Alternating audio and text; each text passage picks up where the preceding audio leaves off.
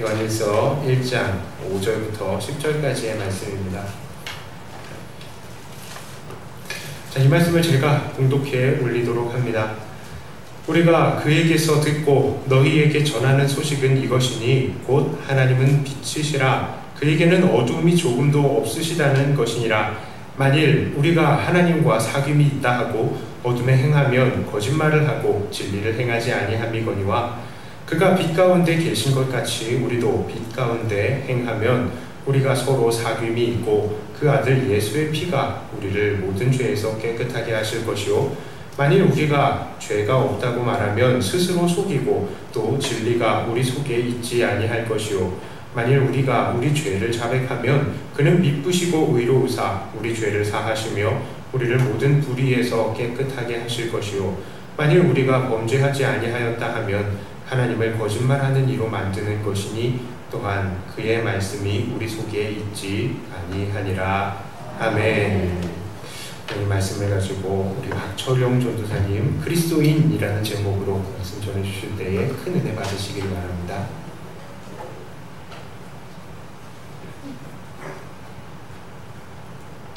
기도하시겠습니다. 감사합니다. 하나님 불러주셔서 모여 함께 하나님을 예배합니다.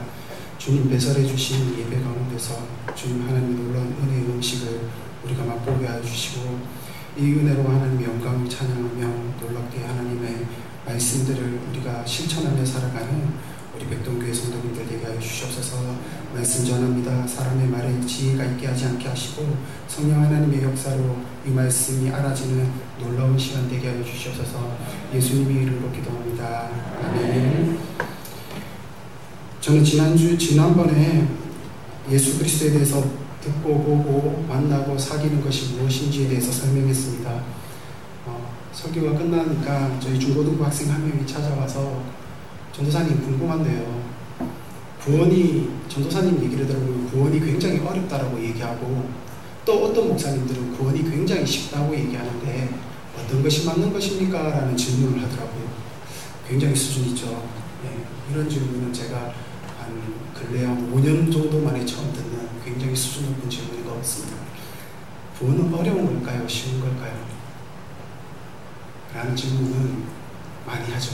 그러나 답을 해야죠. 네, 구원은 어렵고 쉽고가 아니고요. 가능하고 불가능하고의 문제입니다.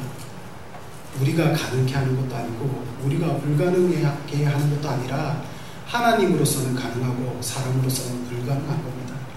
그러니 구원은 쉽고 어렵고의 문제가 아니라 하나님의 선택이 있느냐 없느냐의 문제이시고 예수 그리스도께서 우리를 구원해 주시느냐 안 해주시냐의 문제지 우리의 노력이나 힘이나 우리의 최선에 있는 것이 아닙니다.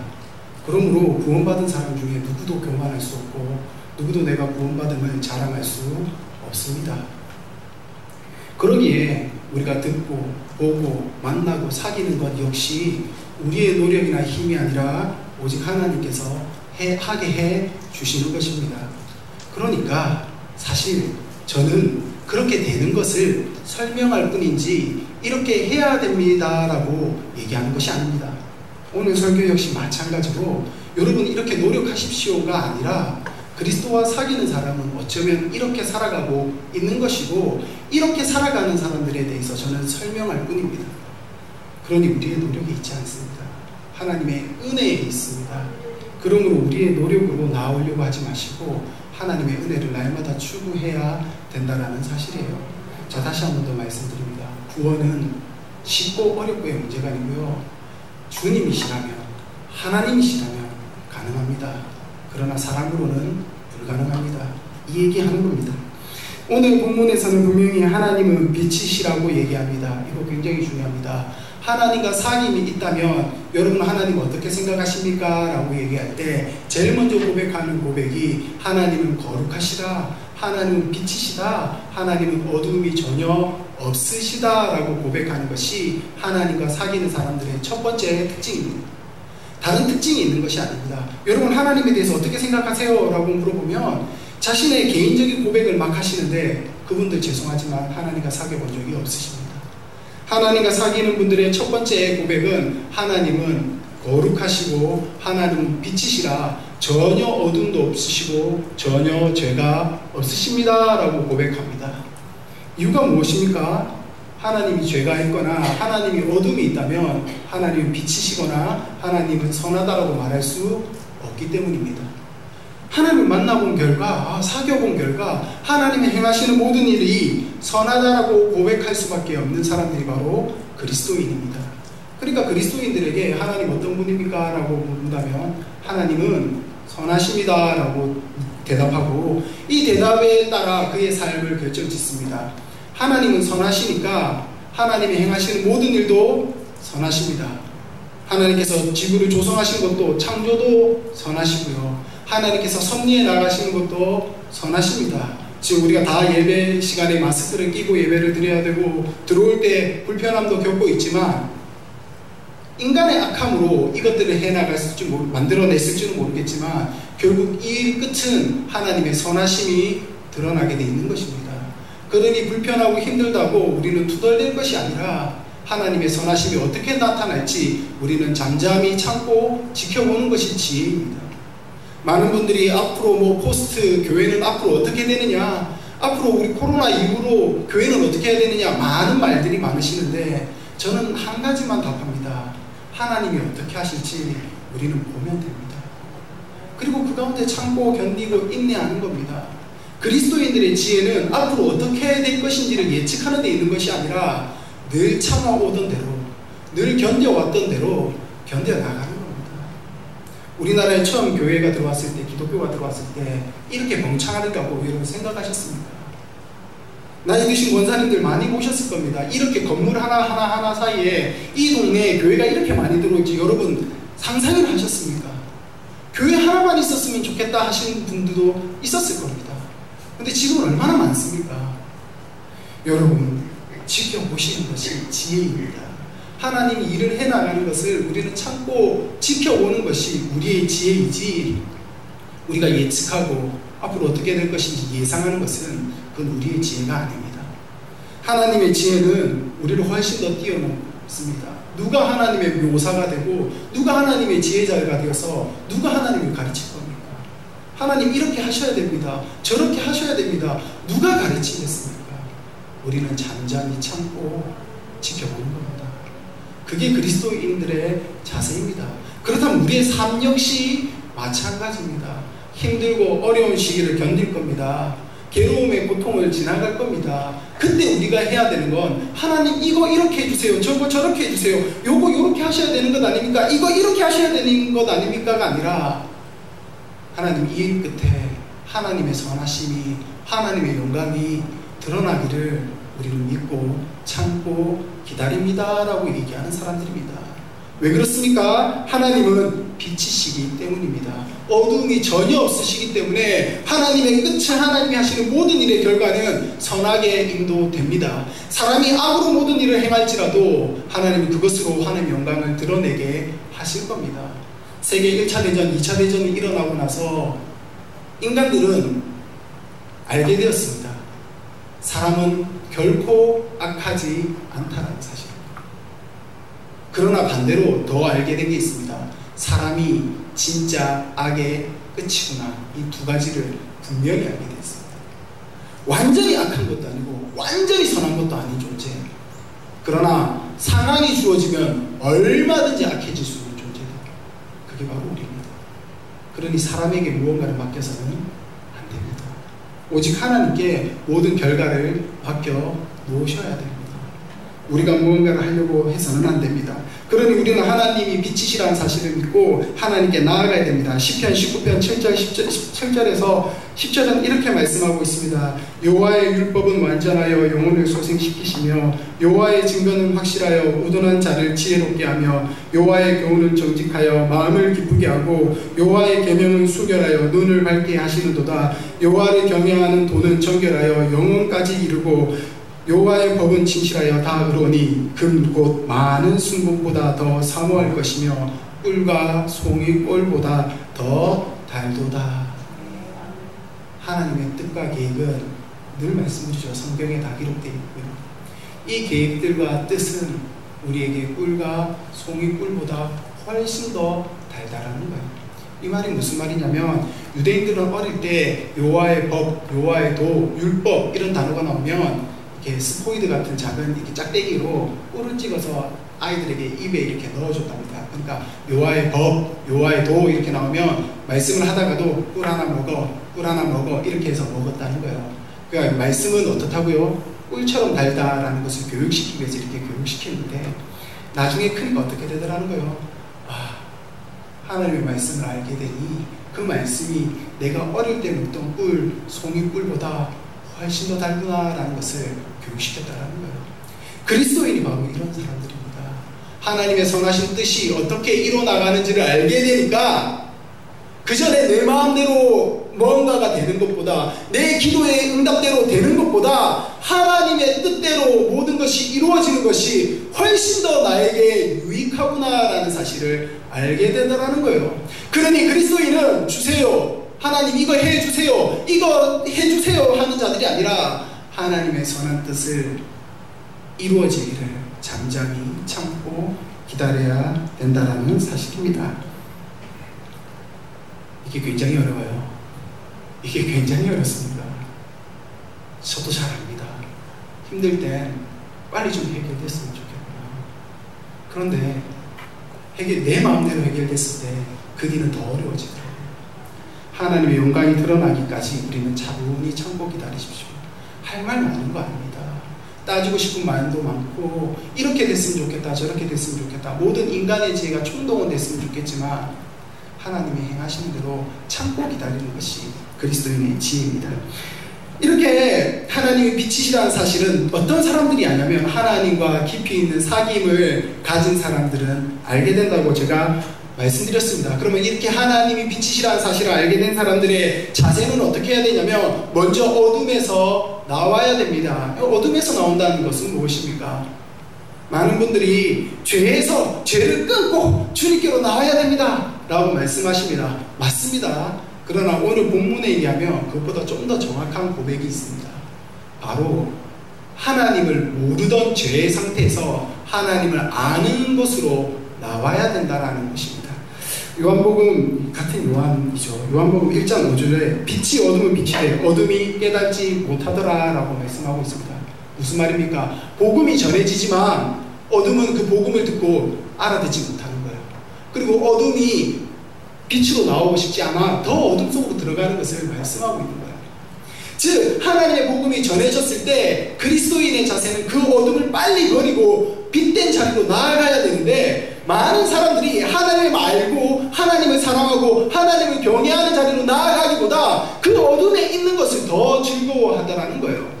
무슨 말이냐면 앞과 연결해 볼까요? 하나님 말씀대로 사는 것은 힘들고 어렵고 내 마음대로 사는 것은 좋기 때문에 하나님 말씀대로 사는 자리로 나오기보다 내 마음과 내 뜻과 내 생각대로 살아가는 것을 여전히 즐거워하는 자리에 있는 것이 죄인들의 공통된 자세입니다.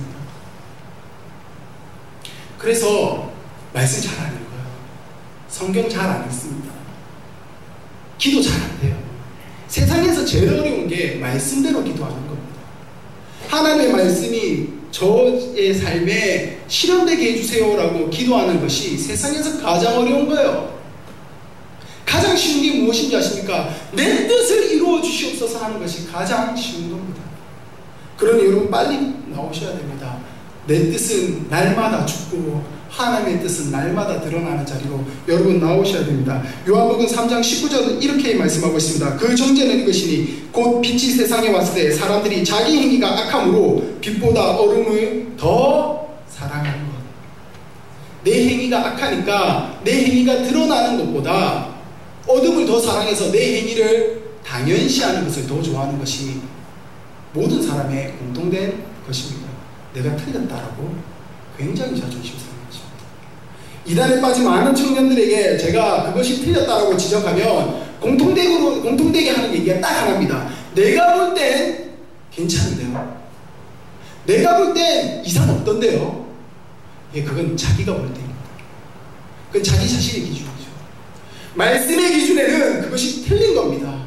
그것이 잘못된 거예요. 그렇게 하면 안 되는 겁니다. 성경은 그렇게 하지 말라고 끊임없이 얘기하고 있습니다. 그들은 틀린 겁니다. 제가 타 종교 아니죠, 이 사입이죠. 신천지에 대해서 잘 얘기하기가 싫은데, 왜냐하면 얘기하면 저도 막 화가 나니까. 이만희 씨가 구속됐습니다. 구속되고 나니까 그들이 성명서를 발표하는데 이렇게 얘기합니다. 우리 아버지가 감옥에 갔으니 30만 자녀들이 가만히 있지 않을 거라고. 그들 거짓말했죠. 첫 번째, 단 한 번도 그들은 이만희 씨가 하나님이라고 얘기한 적 없다 그러지만, 이만희를 누구로 얘기하고 있죠? 아버지라고 얘기하고 있는 거예요. 맞죠? 그들 눈에는 그것이 옳아 보이겠지만, 성경은 예수 그리스도 외에 다른 이름을 우리에게 주신 적이 있다 없다? 없다. 그들 눈에는 그게 옳아 보이는 거예요. 그러나 성경의 기준을 하면 그들은 다 틀린 거예요. 그러니 자신의 기준을 내세울 것이 아니라 성경이 뭐라고 얘기하고 있는지가 모든 것의 기준이 되는 자들이어야 됩니다. 그리스도인은 다른 것에 기준을 삼는 것이 아니라 오직 말씀을 삶의 기준으로, 자신의 기준으로 삼아야 되는 겁니다.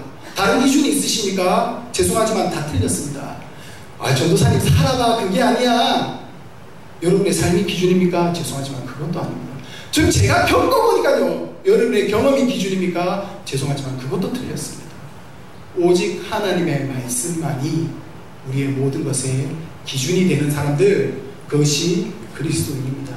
저는 내가 이때까지 살아보니까 이렇던데 성경은 이렇게 얘기합니다. 어떻게 해야 됩니까? 여러분의 삶의 경험을 모두 내다버리셔야 됩니다. 저는 제가 60평생을, 70평생을 교회에서 이렇게 했어. 그런데 왜 오늘 전도사님 설교하면서 그런 얘기를 해? 70을 사셨든 80을 사셨든 죄송합니다. 다 버리셔야 되고요. 성경대로 나오셔야 됩니다. 좀 내가 모태신앙이라니까, 내가 어릴 때부터 신앙생활 이렇게 하고 나를 가르친 목사님이 이렇게 가르쳤어. 죄송하지만 그 목사님도 틀렸고 그 삶의 자세도 틀렸습니다. 성경은 그렇게 말하고 있지 않습니다. 내다버리셔야 됩니다. 빠르게 십자가에 못 박으시고 빨리 주님의 자리로 나오셔야 됩니다. 요한복음 12장 46절은 이렇게 말하고 있습니다. 나는 빛으로 세상에 왔나니 물은 나를 믿는 자로 어둠에 거하지 않게 하려 함이니라. 즉 예수 그리스도께 나와야 된다는 사실입니다. 예수 그리스도와 사귀어야 된다는 것입니다. 예수 그리스도를 만나야 되고 예수 그리스도를 알아야 되고 예수 그리스도를 사랑하는 자가, 그 자가 바로 주님과 만남이 있고 사귐이 있고 구원받은 그리스도인이라고 얘기하는 것이지, 교회에 나온다고 그리스도인이 아니라는 것입니다. 그럼 전도사님, 그럼 교회 안 나와도 돼요? 제가 늘 말씀드리죠. 참된 그리스도인은 교회로 나옵니다. 그러나 그리스도인이 아니라도 교회는 나옵니다. 그러나 참된 그리스도인은 교회를 떠날 수가 없습니다. 그러니까 나는 교회 안 나오면서 예수 믿어요. 거짓말입니다. 왜요? 주님께서는 교회로 불러 모았기 때문입니다. 그러므로 우리 모두는 내 노력과 내 힘과 내 열정으로 지금 이 시간에 나와 있는 것이 아니라 주님께서 교회로 모아주셨습니다. 여러분 나오실 때 전부 부름받아 나오신 겁니다. 내 노력과 힘과 열정과 에너지로 예배당에 올라오신 것이 아니라요, 주님께서 불러주셔서 감사하게도 우리 같은 자들이 나온 겁니다. 여러분, 그러니까 예배에 참석한 것만으로도 감격인 것이고 내가 부름받았구나라는 은혜 속에 나오셔야 된다는 것입니다. 얼마나 놀라운 시간입니까? 그러므로 우리는 하나님을 알기 위해서 노력해야 됩니다. 왜냐하면 어둠은 늘 하나님을 알지 못하게 하기 때문입니다. 여러분 예배 시간에 조시는 것까지는 괜찮습니다. 지난주 피곤해서 여러분 조시는 거 알겠습니다. 저도 일을 하는 사람이라서 어젯밤 10시까지 일하고 집에 오고 쓰러지고 주일 아침에 일어나와 나오기가 되게 힘든 거 압니다. 오늘 예배 시간에 눈 뜨고 있는 것만 해도 힘든 거 압니다. 그런데 그래도 눈을 감으시면 안 됩니다. 왜요? 두 가지를 고민하셔야 됩니다. 첫 번째, 내 습관이 말씀 시간마다 조는 건가? 이런 고민하셔야 됩니다. 그러나 이거는 괜찮아요. 근데 진짜 무서운 건 뭔지 아십니까? 사단이 나의 눈을 감겨서 내가 하나님을 알지 못하도록 하는 건 아닌가? 라는 고민도 같이 하셔야죠. 왜 그렇습니까? 사도행전 26장 18절에 그 눈을 뜨게 하여 어둠에서 빛으로 사단의 권세에서 하나님께 돌아오게 하고 제사함과 나를 믿어 거룩하게 된 무리 가운데서 기업을 얻게 하려 한다라고 얘기해요. 즉 하나님을 알게 하는데 사단은 여러분을 하나님으로 알지 못하도록 어떻게 한다고요? 끊임없이 여러분의 눈을, 여러분의 길을 막을 것이기 때문입니다. 저는 이제 어릴 때부터 예배 시간에 존다고 누가 아무도 뭐라 안 했는데요. 최악의 교회를 다니십니다. 여러분 정말 안 좋은 목회자를 만나신 거죠. 제가 어릴 때는 예배 시간 이렇게 졸면 이렇게 하셨어요. 권사님이고 장로님이고 필요 없었어요. 이렇게 하면 장로님도 일어나서 뒤에 가서 이렇게 서서 예배 드렸어요. 처음에 어릴 때 그게 이해가 안 되더라고요. 무슨 저런 목사님이다 있나 예배 시간에 성도를 망신을 줘도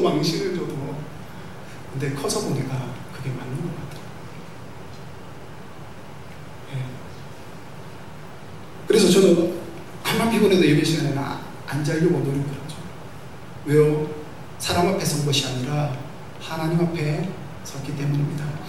요한에서 1장 8절 10절 만일 우리가 죄가 없다고 말하면 스스로를 속이고 또 진리가 우리 속에 있지 아니하는 것이요 만일 우리가 우리 죄를 자백하면 그는 미쁘시고 의로사 우리의 죄를 사하시며 우리를 모든 무리에서 깨끗게 하실 것이요 만일 우리가 범죄하지 아니하였다 하면 하나님은 거짓말하는 이를 만드는 것이니 또한 그의 말씀이 우리 속에 있지 않은 것이다 라고 오늘 본문은 분명히 말하고 있습니다.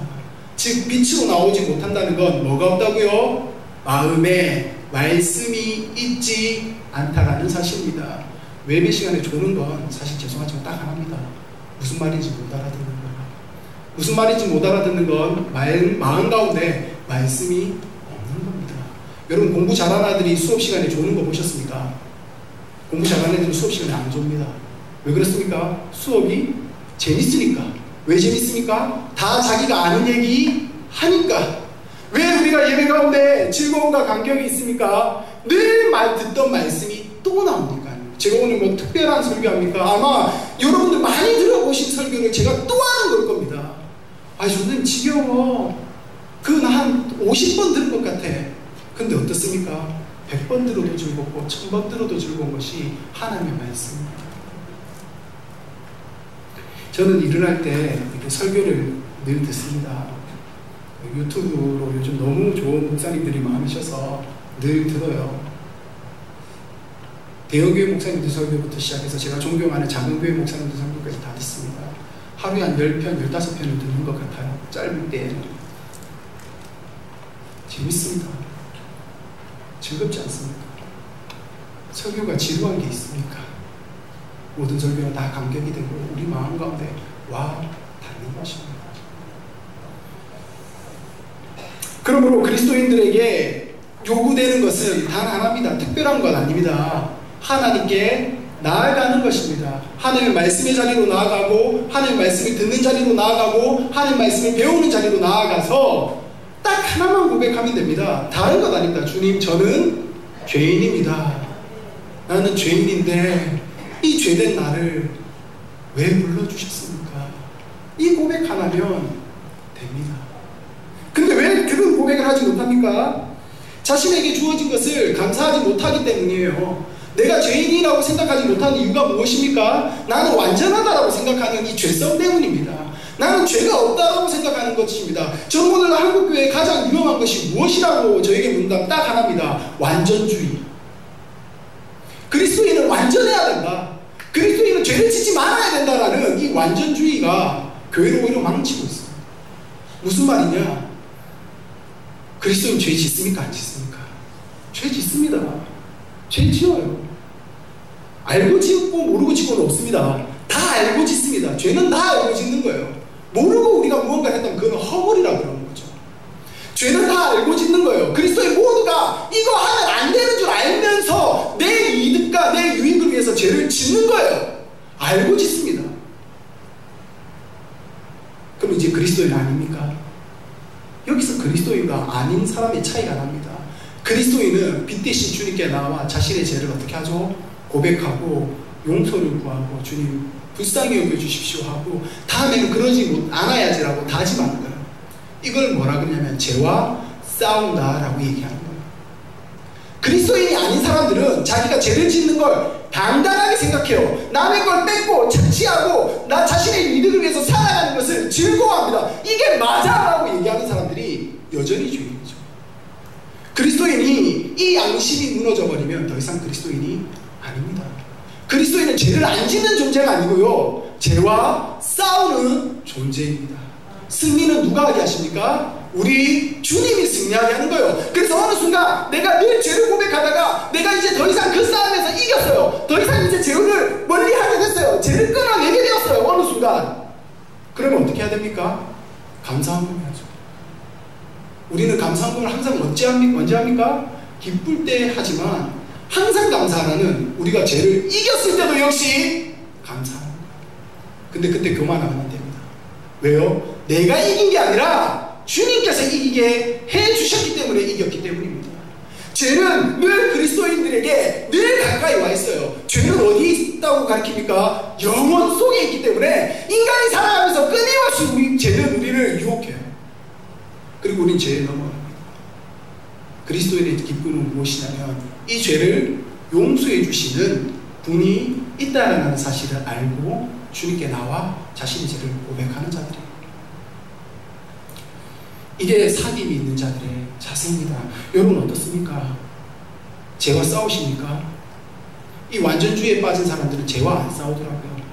나는 완벽하니까, 나는 완전하니까 실수로 내가 죄를 지었다도 그건 죄가 아니야 라고 생각합니다. 그래서 어느 순간 교회 안에서 회개가 없어졌어요. 우리의 죄에 대해서 탄식하고 통곡하는 것이 어느 순간 사실 사라졌습니다. 여러분 날마다 기도하십니까? 날마다 말씀 앞에 서십니까? 우리는 무언가 소원을 이루기 위해서 날마다 주님 앞에 나아가는 것이 아닙니다. 날마다 주님께 우리의 죄를 고백하기 위해서 나아갑니다. 날마다 주님 저의 죄가 어떤 것인지를 날마다 주님께 고백하는 공동체, 그것이 그리스도인들입니다. 여러분 교회에 나오셔서 하는 것이 무엇입니까? 자신의 죄를 돌아보고 주님 저 같은 자를 불러주시고 저의 죄를 용서해 주신 그분을 어떻게 감격으로, 어떻게 하나님의 사랑을 감격으로 보답할까요를 고민하는 사람들이 그리스도인입니다. 완전주의요, 완벽주의요, 죄송하지만 그런 거 없습니다. 온전케 되리라는 찬양이 있습니다. 죄송하지만 부르면 안 됩니다. 우리 온전케 되지 않습니다. 이 땅에서는 절대 온전케 될 수 없습니다. 언제 온전케 됩니까?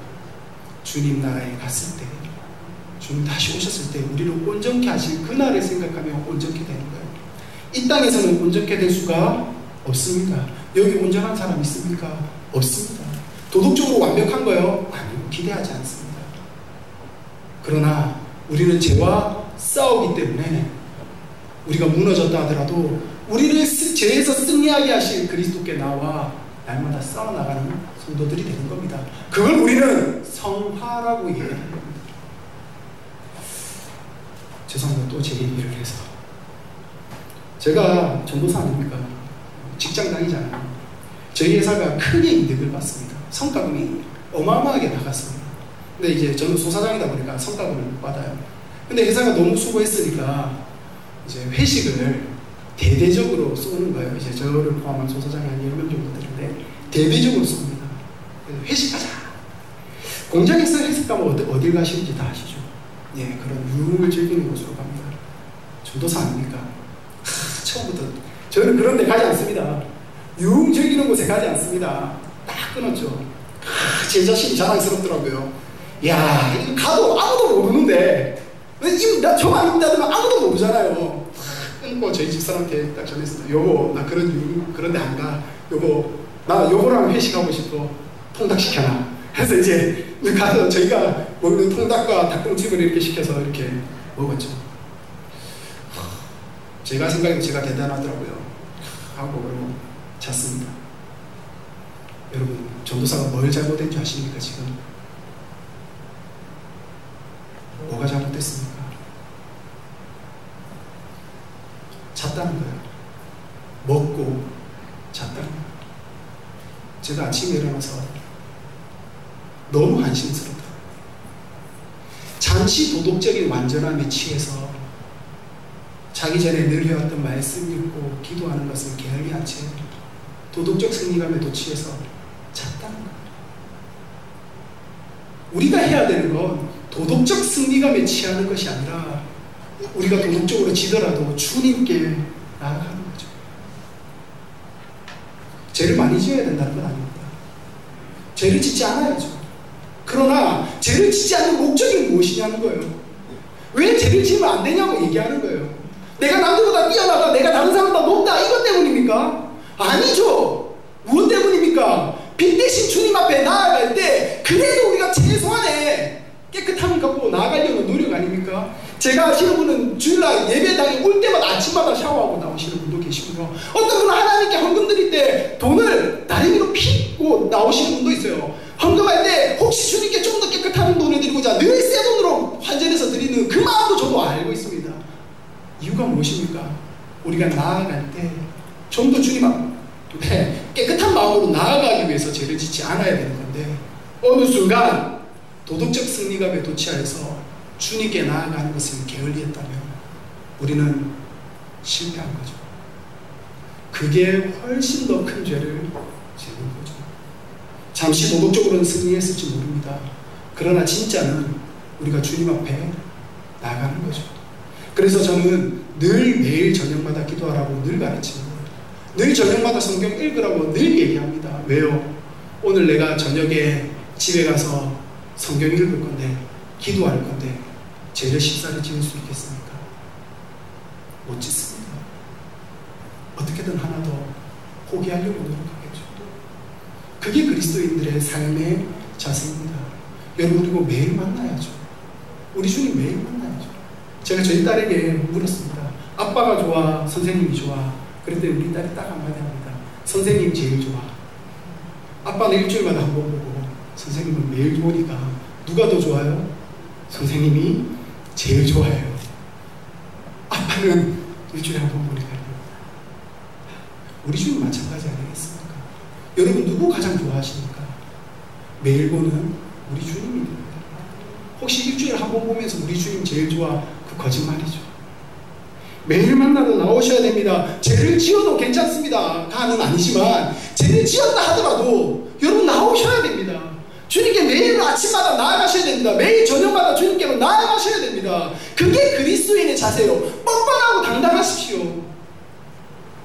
포기하고 뒤로 물러서고 에이 이번 주 교회 안 나왔는데 아이 나 이거 안 했는데 포기하는 것이 아니라 나 도덕적으로 완벽하지 않는데 포기하는 것이 아니라 주님께 나아가는 자들.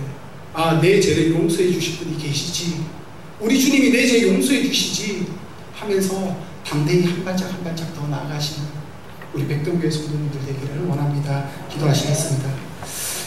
감사합니다. 주님, 우리 하나님이 빛이심을 압니다. 그래서 우리도 빛 대신 주님 앞에 나아가야 됨을 알고 있지만 사단과 마귀는 또한 우리의 죄는 날마다 주님께로 나아가는 것을 막고 있음 또한 알고 있습니다.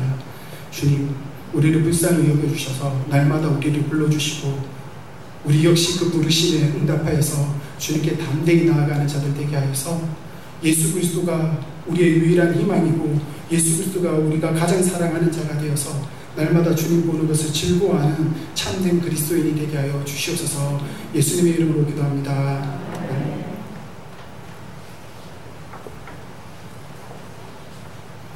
다른 말씀을 묵상하시면서 준비하신 헌금 하나님께 올리도록 하겠습니다.